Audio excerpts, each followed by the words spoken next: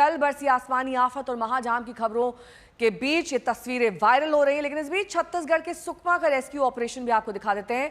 पहले वो तस्वीर आपको दिखाते हैं जिसमें सुकमा में शबरी नदी में आए सैलाब में एक शख्स 16 घंटे से फंस गया था। इस शख्स को बचाने के लिए वायुसेना को रेस्क्यू के लिए आना पड़ा। एयरफोर्स के हेलीकॉप्टर से शख्स को 16 घंटे शबरी नदी के उफान से सुरक्षित निकाल लिया गया। बताया जा रहा है कि जिस शख्स ने एयरफोर्स ने बचाया है, उस जिस शख्स को, वो नाव से अपने रिश्तेदार के घर जा रहा था। अचानक नदी में उफान आया और नाव पलट गई, जिससे वो बीच नदी में फंस गया। ये शख्स पड़ोसी राज्य उड़ीसा का रहने वाला है। शबरी नदी में ग्रामीण के फंसने की खबर जैसे ही मिली, जिला प्रशासन एक्शन मोड में आ गया। जिला प्रशासन ने शख्स को निकालने की कोशिश की, लेकिन नदी की तेज धारा और नदी में बड़े बड़े पत्थरों की वजह से मोटर बोट से उसे बाहर निकालना संभव ही नहीं हो रहा था। स्थिति की गंभीरता को देखते हुए वायुसेना की मदद मांगी गई। ड्रोन की मदद से फंसे व्यक्ति का लोकेशन ट्रेस किया गया और तत्परता से वायुसेना की टीम ने उसे रेस्क्यू किया।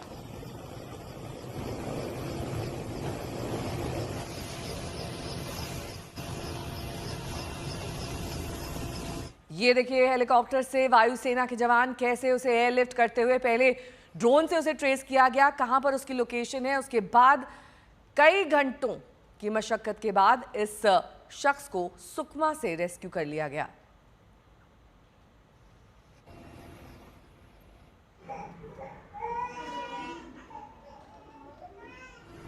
अब इस शख्स का उपचार चल रहा है, अस्पताल में से भर्ती कराया गया क्योंकि कई घंटों तक ये बीच मझधार में फंसा रहा। तेज सैलाब और उफान के बीच इसने भी अपना धैर्य और संयम नहीं खोया और रेस्क्यू आने तक का इंतजार किया। और ये देखिए किस तरीके से रेस्क्यू सेना द्वारा किया जाता है।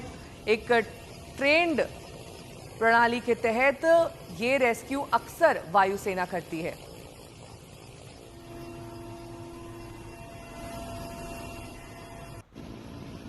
शख्स को रेस्क्यू करने के बाद उसे वायुसेना के इस हेलीकॉप्टर में बिठाया गया, पानी इत्यादि दिया गया क्योंकि काफ़ी घंटे से ये सैलाब के बीच फंसा हुआ था। जाहिर तौर पर वहाँ जो लोग थे उन्होंने सूचना दी, जिला प्रशासन एक्शन मोड में आया और वायुसेना की मदद ली गई।